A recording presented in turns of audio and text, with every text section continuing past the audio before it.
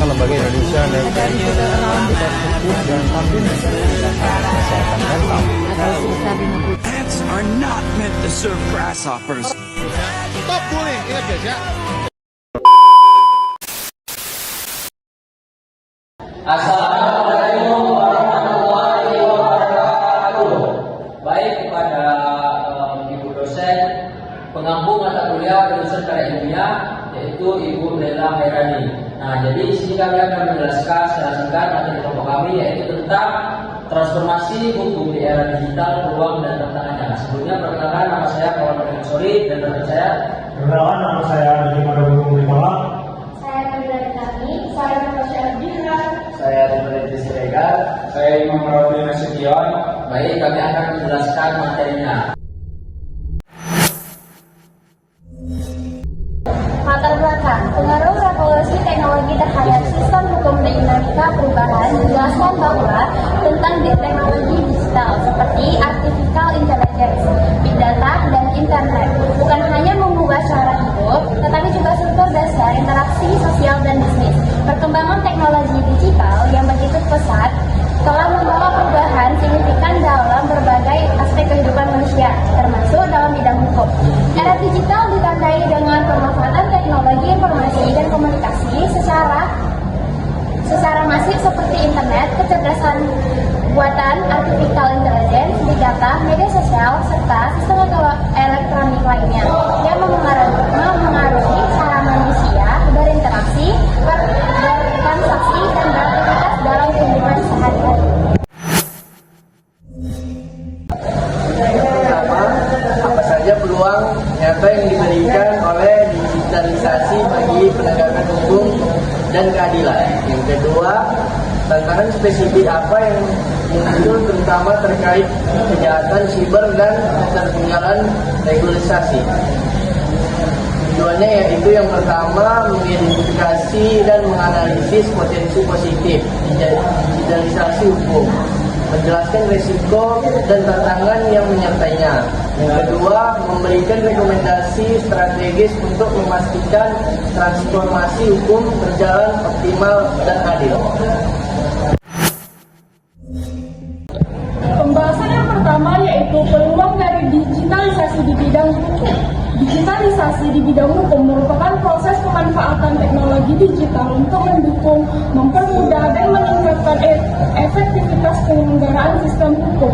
Kehadiran digitalisasi hukum bertujuan untuk menyesuaikan sistem hukum dengan perkembangan masyarakat yang semakin bergantung pada teknologi. Digitalisasi ini mencakup penggunaan teknologi informasi dalam pembuatan regulasi, penegakan hukum, pelayanan hukum, hingga administrasi peradilan. Tantangan dan resiko yang harus dihadapi. Salah satu tantangan utama dalam penerapan digitalisasi di bidang hukum adalah akses dan literasi digital di masyarakat. Tidak semua lapisan masyarakat memiliki akses yang memadai terhadap perangkat teknologi dan jaringan internet. Selain itu, perbedaan tingkat pemahaman masyarakat terhadap penggunaan teknologi juga dapat membuat pemanfaatan layanan hukum digital. Kondisi ini berisiko menimbulkan ketidakadilan baru, di mana hanya kelompok tertentu yang dapat menikmati kemudahan layanan hukum berbasis digital. Rangkaian materi. Ancaman kejahatan cyber yang semakin kompleks. Digitalisasi sistem hukum membawa risiko serius terkait keamanan data dan ancaman cyber. Informasi hukum dan data pribadi para pencari keadilan merupakan data yang bersifat sensitif dan bernilai tinggi. Kebocoran data, peretasan sistem, serta penyalahgunaan informasi dapat merugikan individu maupun lembaga hukum. Kejahatan digital terus berevolusi seperti penipuan online, berkedok, phishing atau social engineering, peretasan atau hacking, penetrasi sistem keamanan untuk mencuri data atau merusak infrastruktur, ransomware, ancaman pencucian data dan menuntut tebusan yang seringkali menarikkan institusi penting, rumah sakit atau pemerintah. B. Kesenjangan aturan resolusi versus kecepatan teknologi. Kesenjangan antara resolusi dan kecepatan teknologi dapat terlihat dalam beberapa bentuk. Pertama, adanya kekosongan hukum, legal vacuum, atau terhadap teknologi baru yang baru diatur. Kedua, resolusi yang sudah ada menjadi tidak relevan atau tidak efektif dalam mengatur praktik digital modern.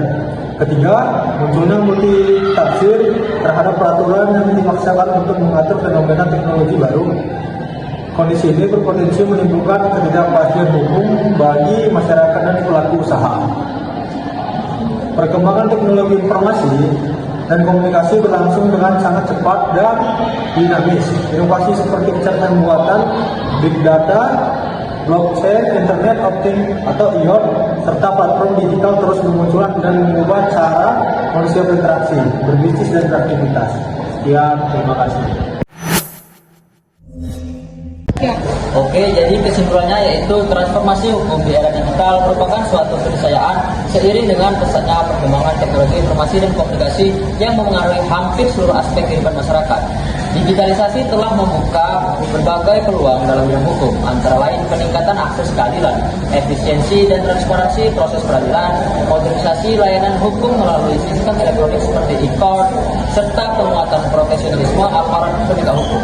Pemanfaatan teknologi juga memungkinkan sistem hukum menjadi lebih responsif, cepat, dan mudah diakses oleh masyarakat luas. Diperlukan regulasi yang adaptif dan berkelanjutan. Penguatan kapasitas aparat penegak hukum, peningkatan literasi digital masyarakat, serta sistem pengawasan yang efektif. Dengan pendekatan tersebut, transformasi hukum di era digital diharapkan tidak hanya mampu menjawab tantangan zaman, tetapi juga mewujudkan sistem hukum yang adil, inklusif, dan berorientasi pada kepentingan masyarakat.